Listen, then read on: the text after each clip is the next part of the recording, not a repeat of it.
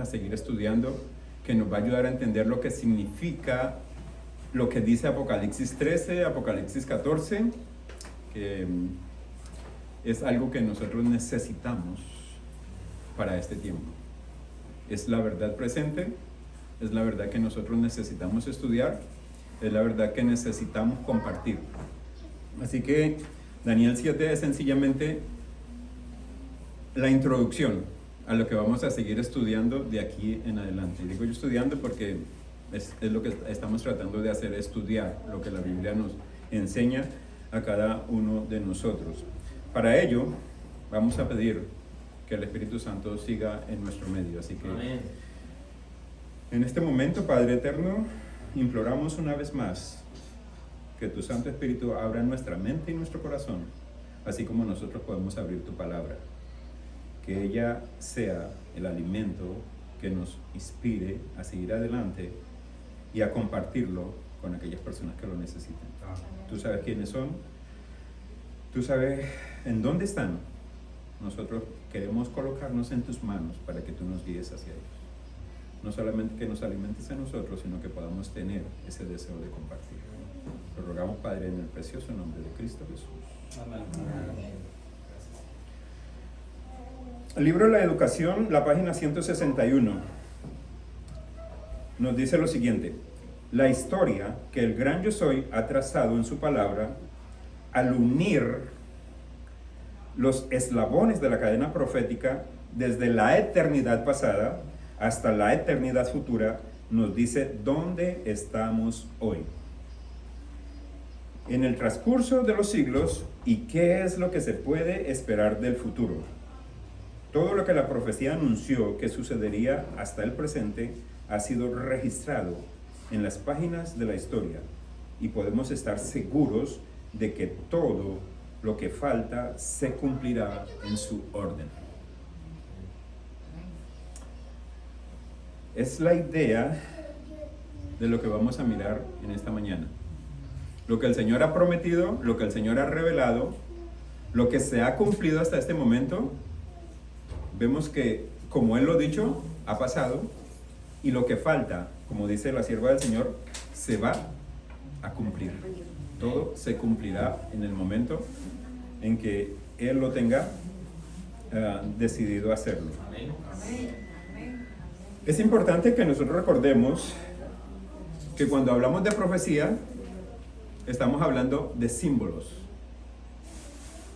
No estamos hablando de animales literales o figuras literales, sino símbolos.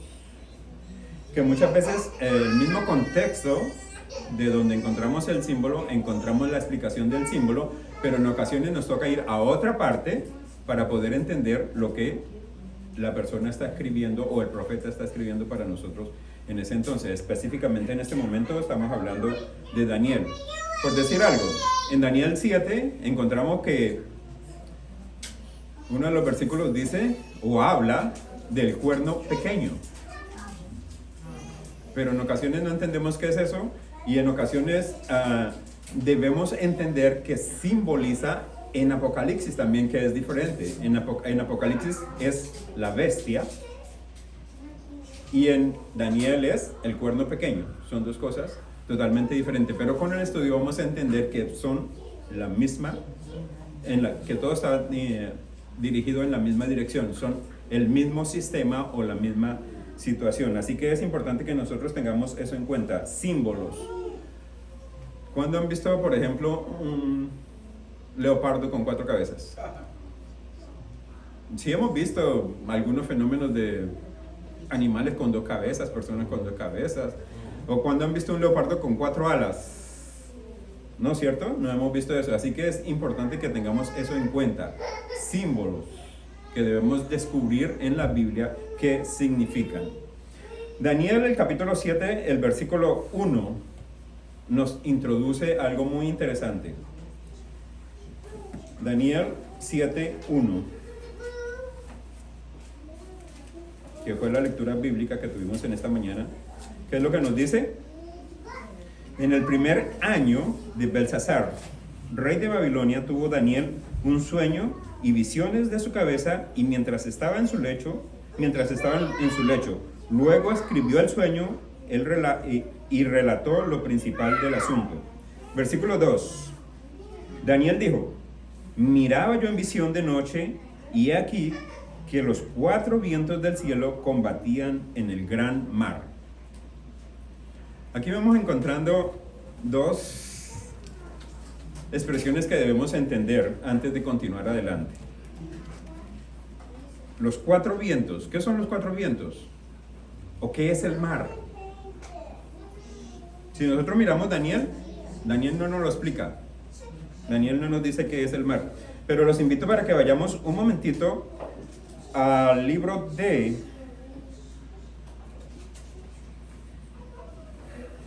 Isaías, el capítulo 17, el versículo 12. ¿Qué nos dice Isaías 17, 12?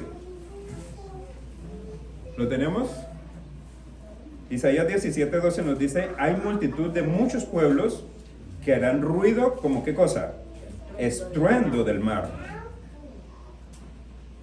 ¿Qué significa entonces el mar? De acuerdo a esto, dice muchos pueblos que harán ruido como estruendo del mar. Si no lo entendemos de esa manera, sigue diciendo el versículo para que lo comprendamos mejor. Y murmullo de naciones que harán alboroto como bramido de muchas aguas. Si nosotros miramos, Daniel no nos explica qué es el mar, pero Apocalipsis nos explica qué es el mar, ¿cierto? El mar está simbolizando muchedumbres, naciones, gentes. Apocalipsis, el capítulo 17, el versículo 15, nos dice: y las aguas que has visto son naciones, pueblos, lenguas. Así que la Biblia se interpreta ella misma. Daniel nos está hablando de mar, vientos y toda esta cuestión, pero si nosotros no le ponemos atención, no vamos a entender absolutamente nada acerca de esto. Ahora, de acuerdo con esto, miren lo que dice Elena de White en el Conflicto de los Siglos, página 435.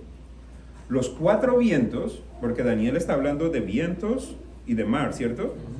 Dice, los 4 vientos que combatían en la gran mar. Elena de White está hablando del mismo versículo de Daniel.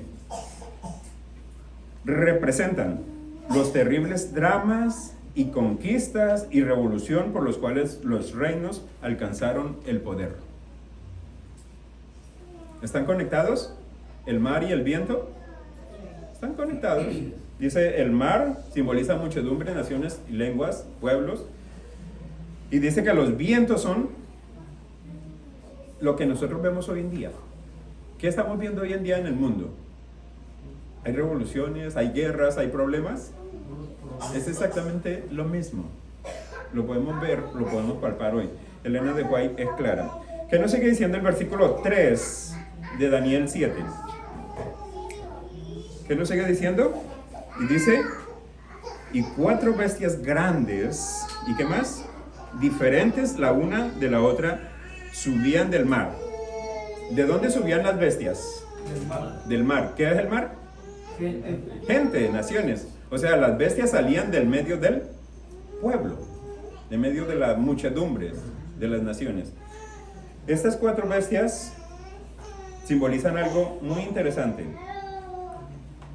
Versículo 17 para mirar qué significan exactamente las bestias. Versículo 17 de Daniel 7.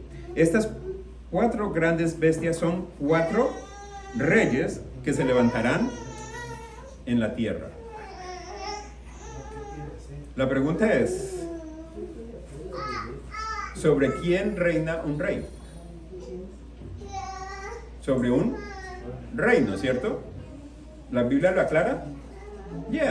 Vamos a ir un momentito al capítulo 2 de Daniel, el versículo 38 y 39. ¿Recuerdan qué encontramos en Daniel 2? ¿Recuerdan? La imagen que Nabucodonosor soñó y que Daniel le interpretó. ¿Recuerdan?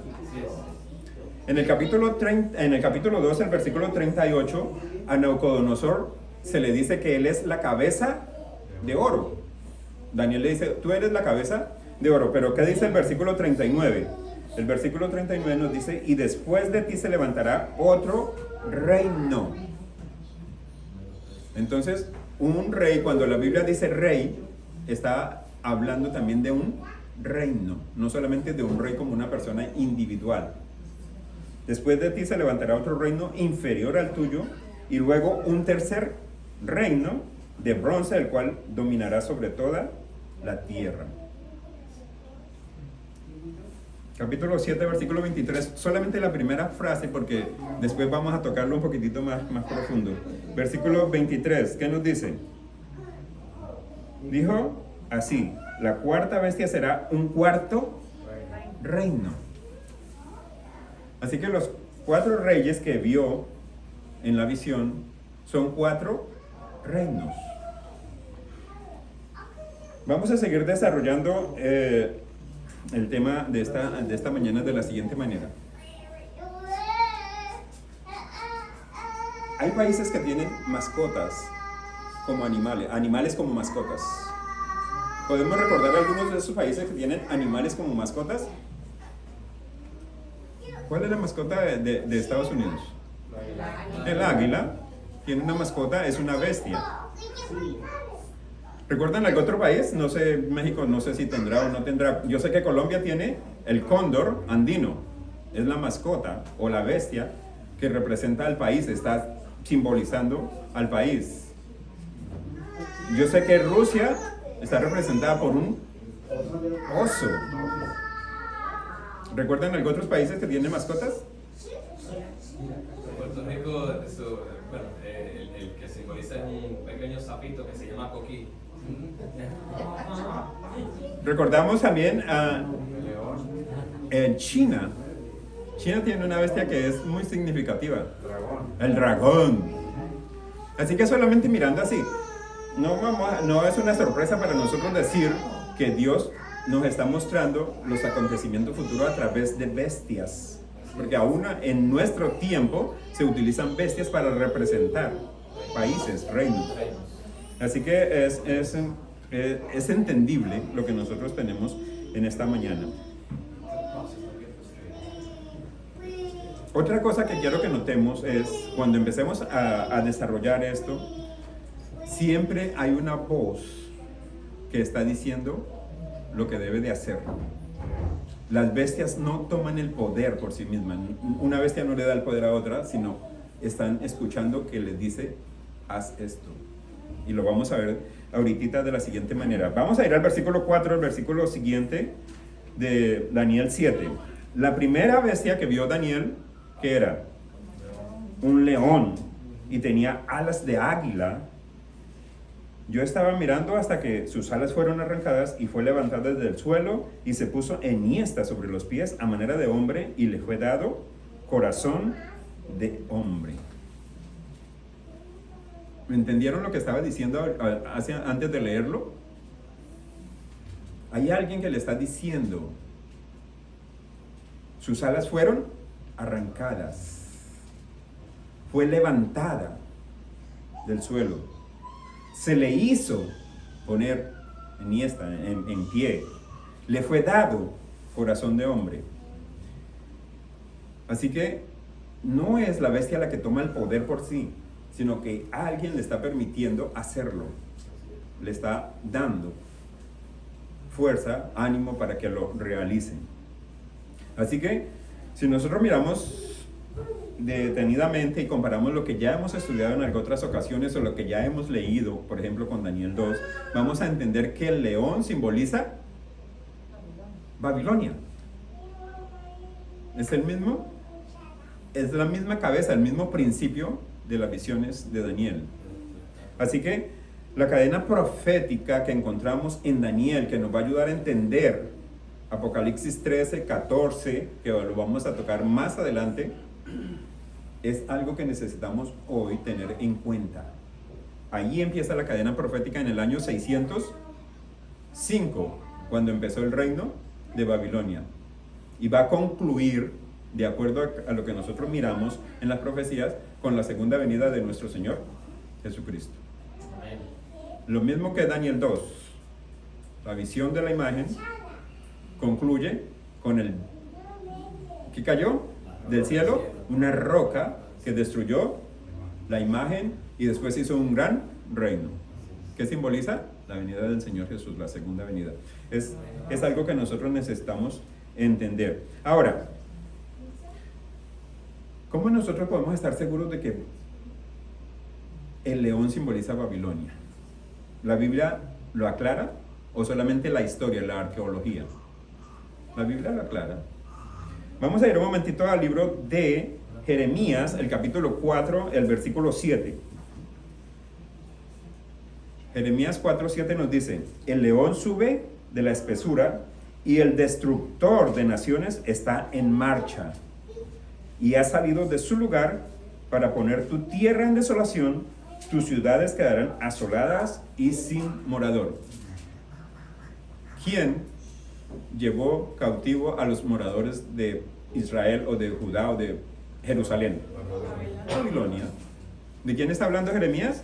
De Babilonia. El león sube de la espesura. Jeremías 50:17 nos dice: rebaño descarriado es Israel, leones lo dispersaron. El rey de Asiria lo devoró primero, Nabucodonosor, dice claramente. Rey de Babilonia lo deshuesó después. La Biblia es clara para nosotros. Babilonia, Nabucodonosor, el león.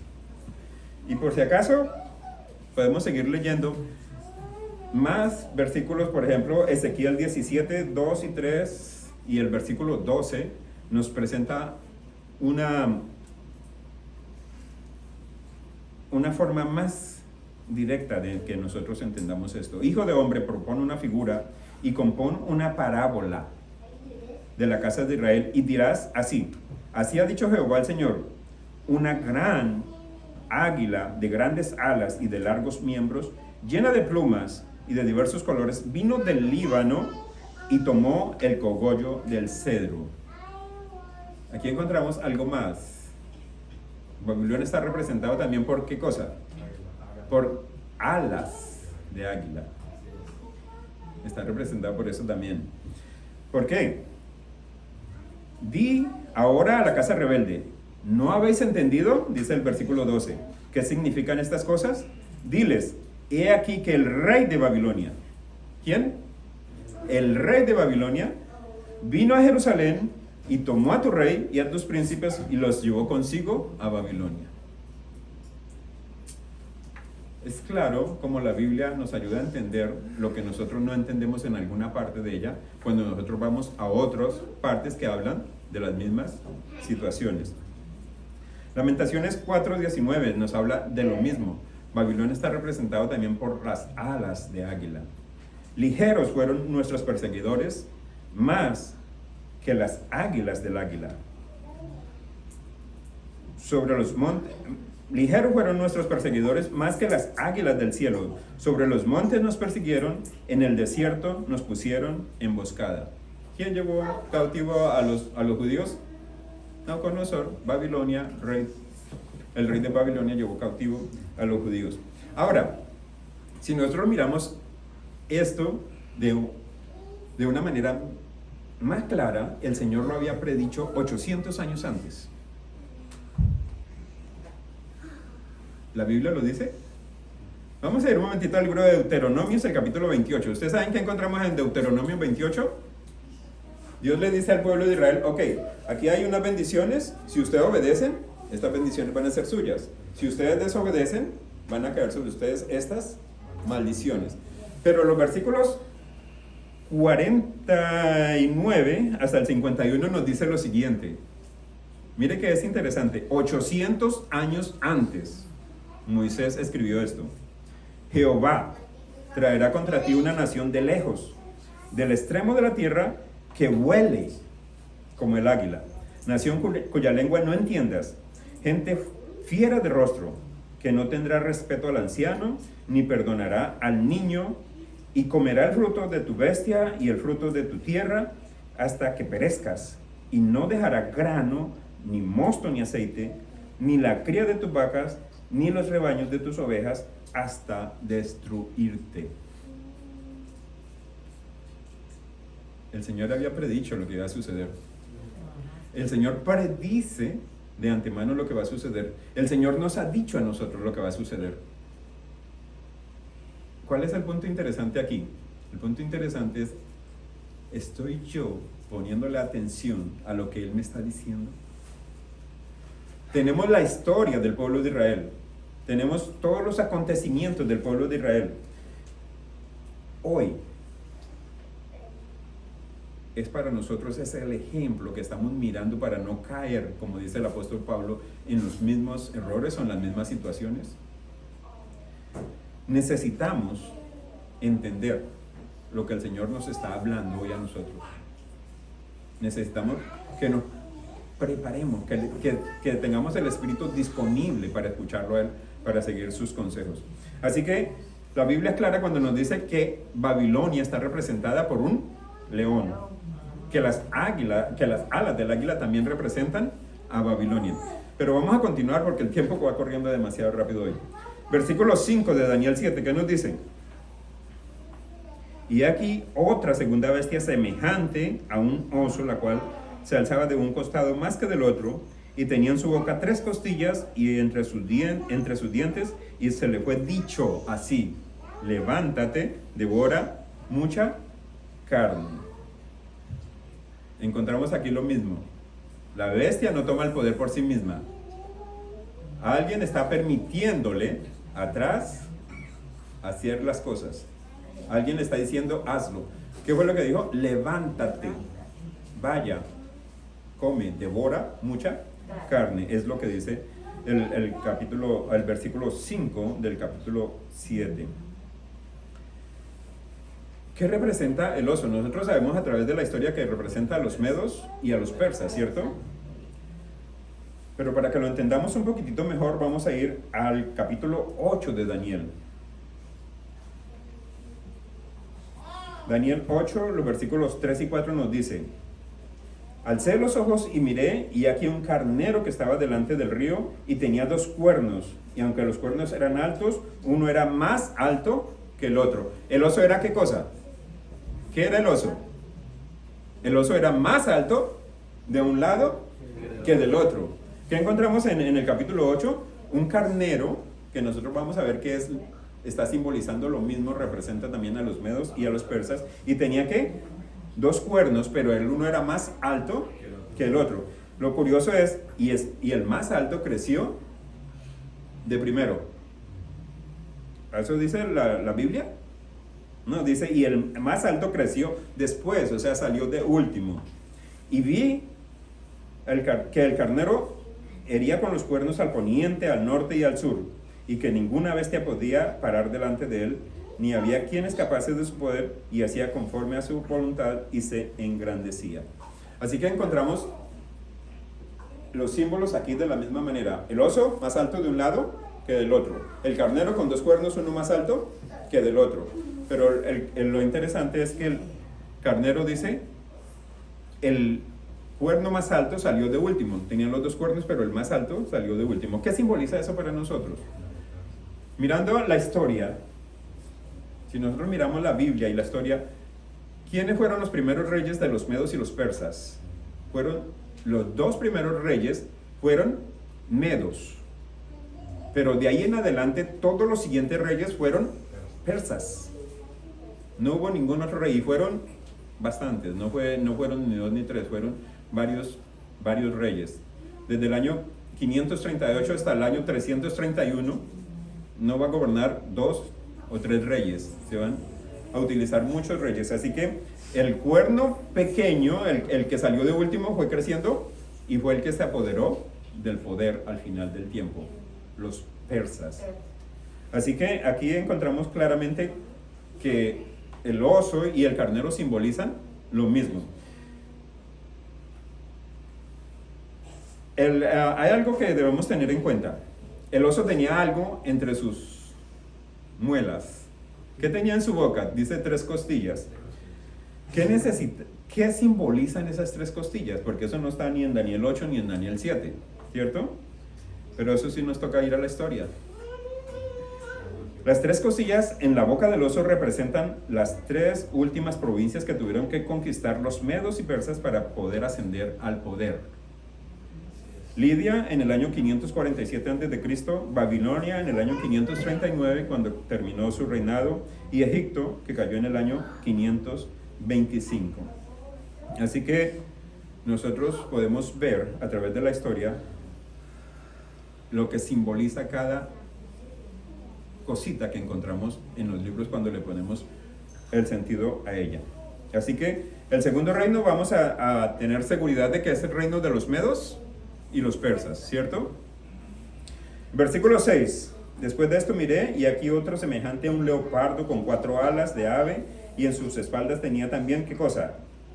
4 cabezas, y le fue dado dominio. Otra vez encontramos lo mismo. No tomó el poder por sí mismo, le fue dado dominio, dice el versículo 6 del capítulo 7. ¿Quién le dio el poder? ¿Quién le dio el dominio? ¿El oso? No. Detrás de todo esto, Dios está permitiendo que esto suceda. Dios es el que permite que estas cosas pasen. Así que es Dios el que está manejando los hilos de la historia. También encontramos entonces que es una bestia muy interesante para nosotros. Después de esto miré aquí otra bestia semejante a un leopardo. ¿El leopardo es rápido? Uf. ¿Qué más con 4 alas? Mucho más rápido todavía, ¿no? Así que el leopardo que encontramos en Daniel 7, lo vamos a encontrar la explicación en Daniel 8, los versículos del 5 al 8. Daniel 8 del 5 al 8 nos muestra quién es el leopardo. Mientras yo consideraba esto de aquí, un macho cabrío,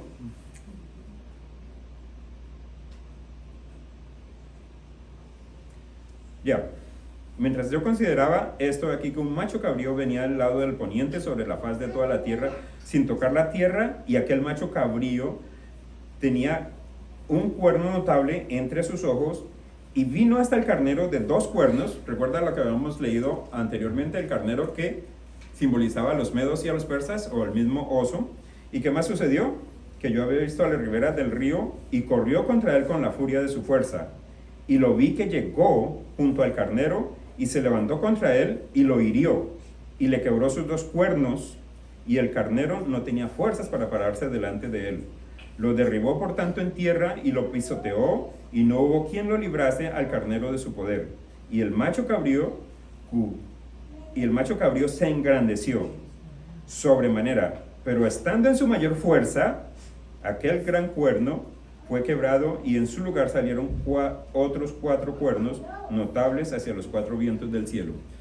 Encontramos un macho cabrío que en el capítulo 7 está simbolizado por un leopardo con 4 alas y 4 cabezas. Es el mismo símbolo que encontramos en el capítulo 8, solo que son 2 figuras diferentes, pero es lo mismo, significan lo mismo, tienen el mismo significado, nos llevan a entender la profecía que está hablando Daniel 7. Así que lo interesante aquí es el versículo 8, que dice que estando en su mayor fuerza, el macho cabrío vino y derrotó al carnero, ¿cierto? Pero aún no ha terminado, apenas está empezando, en otras palabras, su reinado, porque si nosotros miramos la historia, ¿quién es el cuarto reino? Nosotros conocemos eso, ¿cierto? Grecia. ¿Quién era la cabeza principal del reino de Grecia? Alejandro Magno, estando en su mayor apogeo. Después de 9 años, que fue lo que le duró a Alejandro Magno conquistar al mundo habido en ese entonces, 9 años, eso duró a Alejandro Magno para conquistar el mundo. ¿Qué sucedió cuando él tenía 31 años? Se emborrachó. Fue tanta su borrachera que murió. Estando en su mayor fuerza, 31 años, estaba empezando a vivir joven. No tenía descendientes, no tenía hijos, no tenía prole, no tenía quien lo reemplazara. Entonces, porque encontramos aquí que dice que el reino, en otras palabras, fue dividido en 4, porque dice, y en su lugar salieron otros 4 cuernos notables hacia los 4 vientos del cielo. ¿Qué significa esto? Es sencillo.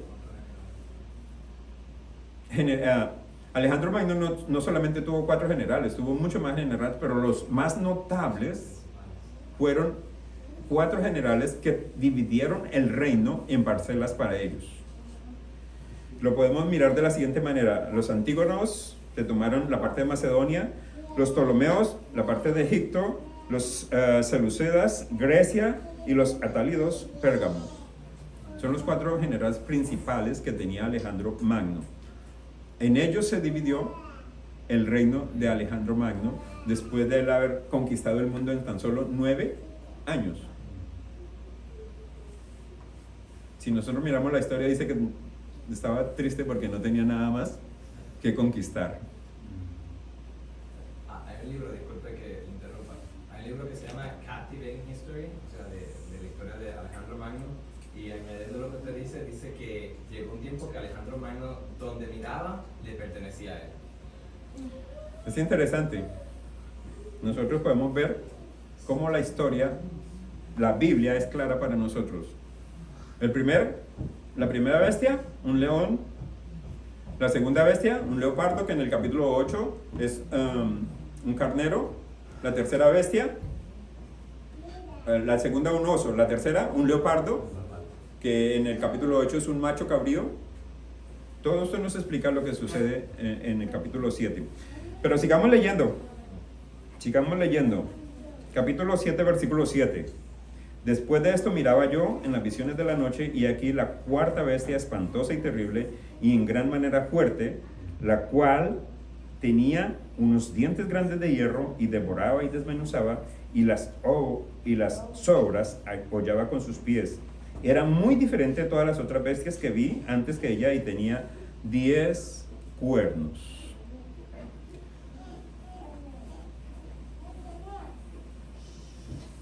¿A quién representa esta bestia?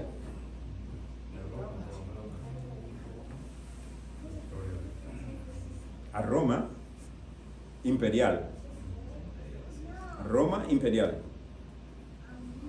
Si nosotros miramos la historia, Roma imperial estuvo dominando sola como imperio desde el año 168 hasta el año 476 después de Cristo. 168 antes, 476 después de Cristo, como imperio. En el año 476 ya prácticamente estaba dividida. Había empezado a dividirse antes por las tribus de los bárbaras que habían empezado a dividir a Europa en ese entonces, lo que nosotros conocemos como Europa hoy en día. Inglaterra, Alemania, Italia. En el año 476 después de Cristo ya estaba dividida en 10 partes. ¿Qué dice el versículo? Tenía 10 cuernos. Después de esos 10 cuernos, si nosotros miramos la historia, dice que ahí sale otro cuerno. Si nosotros miramos, seguimos leyendo, dice que después de ello se salió otro cuerno. Ahora, recordemos esto: el imperio romano estuvo solo como imperio hasta el año 476 como imperio. Fue dividido en el año 476, se formaron los otros reinos que nosotros conocemos, o las diferentes naciones que tenemos en Europa, pero sucedió algo más. En el año 538 se levantó el cuerno pequeño. Se levantó de entre, tengamos esto en cuenta. ¿Qué quiere decir? ¿Se puede levantar algo de algo que no existe? No. ¿Se puede tumbar algo de donde no hay nada? No. ¿Qué quiero decir? Cuando Daniel 7 habla del cuerno pequeño, que se levantó de entre, quiere decir que el imperio romano ya se había dividido en 10 naciones, o en 10 partes, en 10 reinos, y esos 10 reinos, 3 de esos no estaban muy de acuerdo con las leyes que tenían en ese entonces, y dijeron, no, estos hay que eliminarlos. Así que, ¿qué sucedió? Empezaron a eliminar a estos reinos. El último reino fue eliminado en el año 538, que fue cuando se levantó el cuerno pequeño o el sistema papal. El sistema. No es la iglesia católica, la iglesia que se opone a Cristo o a las leyes de Dios. Es el sistema, que son dos cosas diferentes. Son dos cosas muy diferentes y es algo que nosotros debemos entender. No es la iglesia católica, la iglesia como miembros, y lo podemos mirar de la siguiente manera. Lo vamos a mirar de la siguiente manera, que es muy sencilla. El pueblo judío del tiempo de Cristo tenía un sistema de gobierno que era manejado por el Sanedrín. Pero no todos en el Sanedrín eran corruptos, ¿o sí? No. Lo mismo sucede con el sistema del papado. Por eso el sistema es diferente a la iglesia. No todos son corruptos. Por eso debemos nosotros tener en cuenta eso. Hay que decir las cosas como son, aclararlas para que no haya ningún inconveniente y no vaya a ofenderse nadie, porque no queremos ofender a nadie, pero hay que ser claros. Hay que ser claros. En el pueblo judío, nosotros encontramos que Cristo fue condenado por la cúpula, por la jerarquía, por la máximo que tenía el pueblo judío en ese entonces. Pero si nosotros miramos la historia, vamos a ver algo muy interesante. ¿Quién era José de Arimatea? Era un miembro del Sanedrín. ¿Qué hizo José de Arimatea cuando Jesús murió? Oh, este es el sepulcro para el Señor Jesús. Pertenecía a la cúpula, a la grande, a lo que dirigía, pero no estaba de acuerdo con lo que ellos hacían. ¿Pertenecía al sistema? No pertenecía al sistema, estaba en contra de ellos. ¿Quién fue Nicodemo? También pertenecía al sistema, era otro de los grandes jefes. ¿Quién fue Gamaliel? Nosotros conocemos a Gamaliel porque él salvó a Pedro y a Juan de la muerte, pero también fue ¿quién? El profesor de Saulo. ¿Quién llegó a ser Saulo? Pablo, el apóstol escogido por el Señor Jesús. Entonces, es necesario que nosotros tengamos esto en cuenta. Hay una historia en la Biblia que nos muestra desde el principio hasta el fin, que nos muestra los acontecimientos, cómo empezaron, cómo van a terminar y lo que va a suceder en el medio. Sí, exacto. Lo que va a suceder en el medio. No es sencillamente, como muchas de nuestras otras denominaciones enseñan.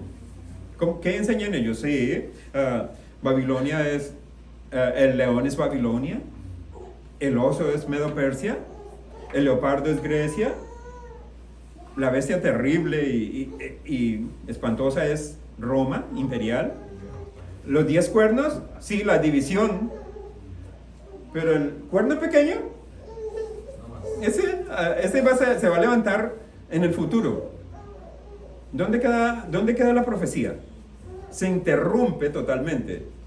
Se interrumpe. O sea, es algo que nosotros debemos de tener en cuenta. Por eso Elena de White dice que nosotros debemos mirar la historia, la profecía como historia, es historicismo. Nosotros miramos la historia en la Biblia y podemos comprobar paso a paso cada eslabón o cada escala que se vaya llevando en ella, hasta el último día cuando el Señor Jesús regrese sobre esta tierra. Mis apreciados hermanos, nosotros podemos decir hoy claramente que a la bestia se le conoce con diferentes nombres, o al sistema se le conoce con diferentes nombres. La Biblia lo expresa como, por ejemplo, el rey del norte, Daniel 11. ¿Quién es el rey del norte? Está simbolizado también por el sistema que se opone a Dios. La ramera de Apocalipsis 17 se opone a Dios. El hombre de pecado de Pablo se opone a Dios. El cuerno pequeño de Daniel 7 se opone a Dios. La abominación desoladora se opone a Dios. La bestia de Apocalipsis 13 se opone a Dios. El anticristo se opone a Dios. O sea, es sencillo lo que la Biblia nos tiene a nosotros para presentarnos. Pidámosle a Dios que nos ayude a abrir nuestra mente para que lo podamos comprender. Que los pasos que Él está mostrando desde donde empieza la profecía es uno por uno hasta cuando Él decida regresar por segunda vez.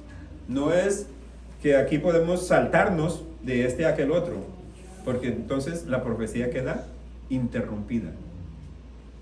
Por eso es que estamos tratando de estudiar lo que la Biblia nos enseña acerca de todos esos acontecimientos, paso a paso, cada situación que se nos presente. Mis apreciados hermanos,